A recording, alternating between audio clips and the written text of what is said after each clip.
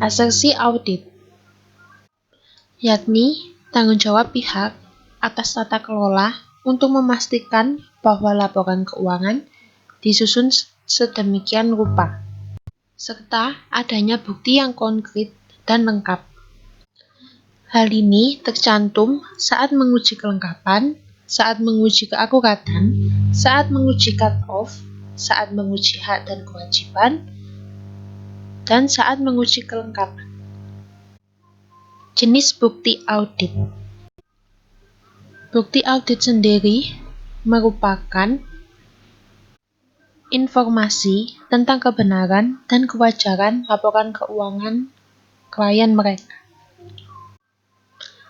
Jenisnya sendiri adalah bukti komputasi. Bukti ini dikumpulkan ketika auditor memeriksa keakuratan matematis dari angka yang muncul dalam laporan keuangan. Yang ketujuh adalah bukti fisik. Bukti ini didasarkan adanya aset berwujud klien seperti inventaris dan aset tetap. Yang terakhir adalah bukti elektronik, yakni data yang disimpan dari komputer klien, file yang dikirim melalui email ke auditor, dan item yang dipindai dan divaksimil. Persuasif bukti audit. Yang pertama adalah bukti yang dihasilkan secara internal, yakni bukti yang dipegang oleh klien, termasuk catatan cek yang dikirim, salinan faktur, dan pernyataan yang dikirim ke pelanggan, pesanan pembelian, dokumentasi perusahaan mengenai kebijakan dan prosedur, kontrak, notulen rapat, jurnal, buku besar, neraca, spreadsheet, lembar kerja, rekonsiliasi, perhitungan. Yang kedua adalah bukti yang dihasilkan secara eksternal yang dipegang oleh klien. Di dalamnya, yakni faktur, dan pernyataan pemasok, pesanan pelanggan, laporan bank, kontrak, perjanjian sewa, dan penilaian pajak. Yang ketiga adalah bukti yang dihasilkan secara eksternal dikirim ke auditor. Di dalamnya termasuk konfirmasi bank, konfirmasi debitur, korespondensi dengan pengacara klien, termasuk konfirmasi dan representasi, dan penilaian ahli.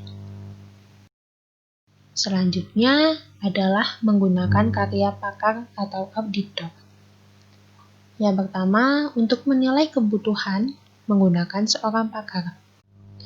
Jika tim audit memiliki pengalaman dengan item yang diaudit dan dapat memanfaatkan pengetahuan mereka dari audit sebelumnya, dari klien tersebut atau perusahaan serupa yang sama, maka tidak perlu menggunakan pakar. Namun, bisa saja perusahaan membutuhkan pakar dalam bentuk opini ahli atau laporan untuk menguatkan bukti lain yang diperoleh. Yang kedua adalah menentukan ruang lingkup pekerjaan.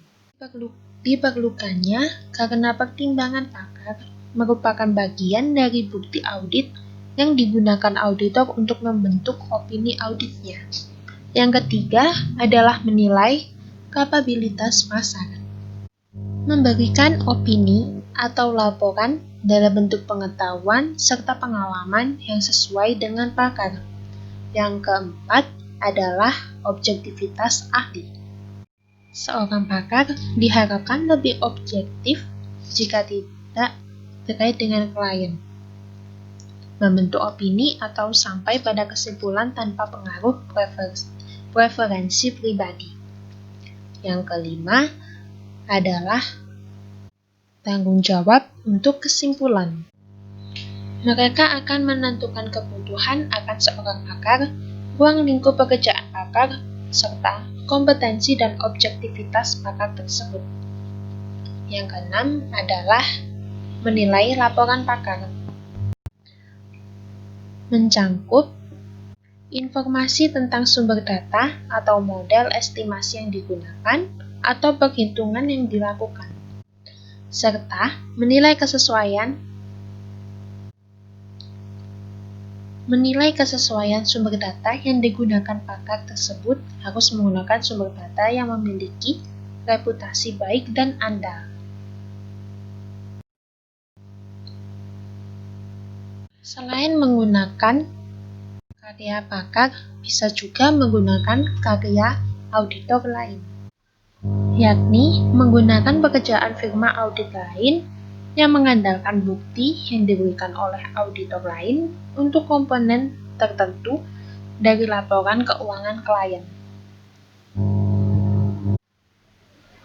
Prosedur pengumpulan bukti. Dari rancangan para ahli yang di atas, sekian dari saya. Wassalamualaikum warahmatullahi wabarakatuh.